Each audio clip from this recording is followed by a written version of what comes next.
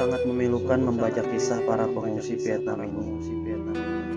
Bermula dari perang saudara antara Vietnam Selatan dengan Vietnam Utara atau Vietcong. Pada April 1975, Vietnam Utara memenangkan perang saudara ini dan menimbulkan chaos yang luar biasa.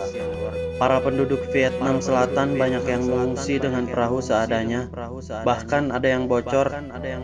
Mereka mengarungi lautan tanpa arah yang tentu sampai akhirnya mereka terdampar di beberapa kepulauan di Indonesia, di antaranya Kepulauan Riau. Tercatat mereka mendarat di Tanjung Tuban, Kepulauan Natuna, Pulau Galang, dan pulau-pulau kecil yang tidak berpenghuni. Kurang lebih 250.000 pengungsi Vietnam mendarat ke kepulauan di Indonesia dalam beberapa gelombang. Mereka berjuang hidup mengendarai perahu yang berisikan 40-100 orang tiap perahu, dan ini menjadi perhatian Indonesia dan dunia internasional.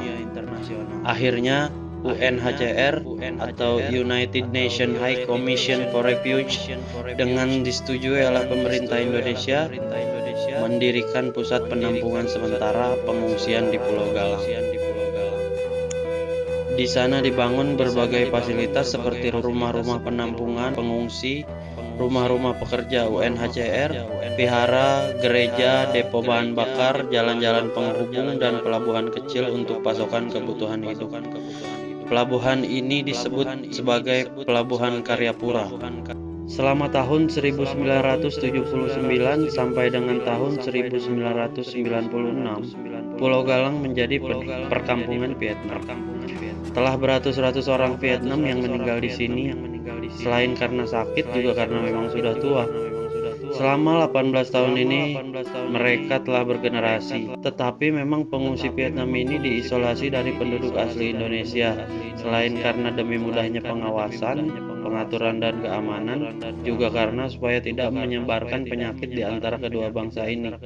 Seperti kita tahu, ada pengungsi yang membawa penyakit Vietnam Rose, yaitu suatu penyakit kelamin yang sangat berbahaya. Di tahun 1996, UNHCR menyatakan tidak lagi memiliki dana untuk membiayai tempat pengungsian di Pulau Galang ini. Akhirnya para pengungsi harus dikembalikan atau berpindah ke negara lain yang mau menampungnya. Kurang lebih 5.000 pengungsi kembali ke Vietnam dan sisanya tersebar ke mancanegara, di antaranya Australia dan Amerika. Kini areal ini menjadi areal memorial yang mengingatkan kita akan tragedi masa lalu. Kita dapat mengunjungi museum konservasi terbuka ini di Pulau Galang. Disinilah ada peristiwa di suatu masa, suatu kekejaman yang penuh dengan kepiluan.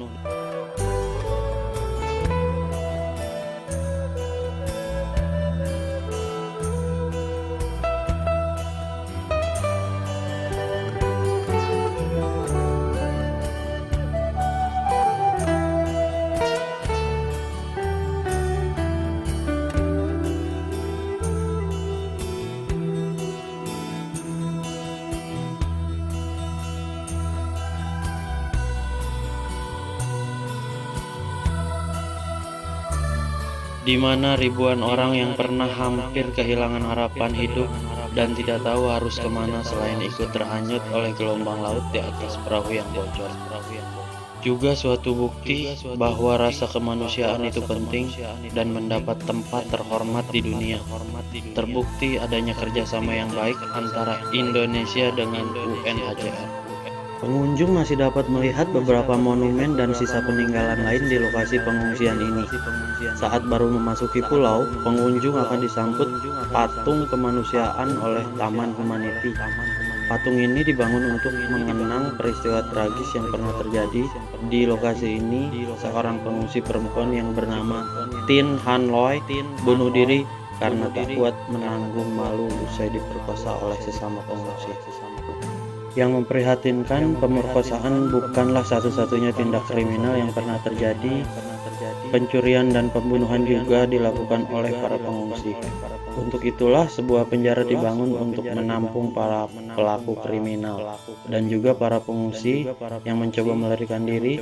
Selain itu, bangunan penjara ini juga difungsikan sebagai markas Satuan Brimob Polri. Tak jauh dari patung Taman Humanity terdapat area pemakaman Ngatrang Grave. Sekitar 500 pengungsi Vietnam yang wafat karena berbagai penyakit atau usia. Mereka dimakamkan di sini. Sanak keluarga dari yang meninggalkan sesekali datang ke Pulau Galang untuk berziarah. Sebagai sarana beribadah, beberapa rumah ibadah turut dibangun di kawasan ini, seperti Vihara Kuan Am Tu, Gereja Katolik Na Toduk Mevonim, Gereja Protestan, dan musola. Kondisi seluruh rumah ibadah baik dan dapat digunakan oleh para pengunjung. Vihara Kuan Am Tu terlihat mencolok karena dicat berwarna-warni sehingga mudah dikenali. Di dalam vihara terdapat 3 patung berukuran besar dan warna-warna yang tak kalah mencolok. Salah satunya adalah patung Dewi Guangtipusa. Di bagian kakinya terdapat plakat yang menerangkan kekuasaan Dewi itu. Di antaranya dapat mendatangkan keberuntungan dan jodoh, memberikan keharmonisan rumah tangga, serta mengabulkan cita-cita bagi anak.